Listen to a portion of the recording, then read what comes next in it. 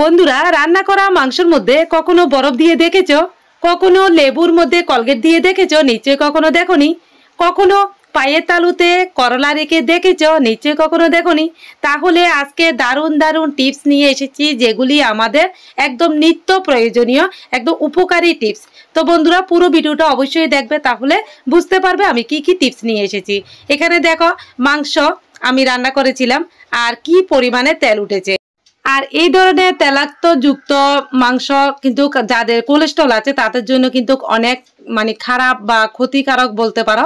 তো এগুলি যদি আমরা এরকম একটু বরফ নিয়ে চামচের মধ্যে একটু বসিয়ে বসিয়ে কিন্তু আমরা সব তেলগুলি কিন্তু কিভাবে তুলে নিতে পারি। তো বন্ধুরা, তোমরা যদি রান্না করা মাংস থেকে তেল তুলতে চাও তাহলে কিন্তু এইভাবে তুলে নিতে পারো, তাহলে আর কোনো ক্ষতিও হবে না, আর যাদের কোলেস্ট্রল আছে তাদেরও কোনো ক্ষতি হবে না। তো বন্ধুরা, টিপসটা কেমন লাগলো অবশ্যই কিন্তু জানাবে।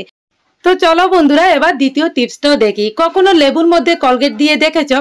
তো আজকে আমি লেবুর মধ্যে একটু কলগেট আর একটু চিনি দিয়ে আজকে তোমাদেরকে দারুণ একটা টিপস দেখাবো। এই দেখো, আমরা রান্না করার পর এই ধরনের কিন্তু অনেক সময় কালো কালো দাগ, যে কোনো একটু হাতগুলি কিন্তু অনেক কালো হয়ে যায়। তো আমরা যদি মাঝে মধ্যে আমাদের হাত পা এগুলিকে একটু হালকা হাতে যদি লেবুর মধ্যে একটু চিনি আর কলগেট লাগিয়ে যদি মেজে নিই, দেখো কত সুন্দর হয়ে গেছে।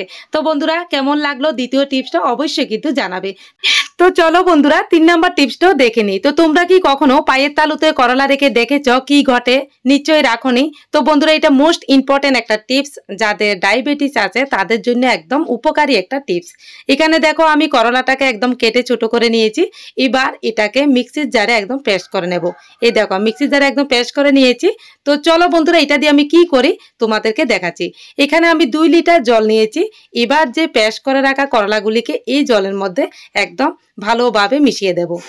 এই দেখো, এবার যাদের ডায়াবেটিস আছে বা যাদের নেই তারা কিন্তু এভাবে পাগুলিকে 15 থেকে 20 মিনিট এভাবে যদি চুবিয়ে রাখো, তো দেখবে 15 থেকে 20 মিনিট পর মুখের মধ্যে একটা তিতো ভাব এসে পড়বে।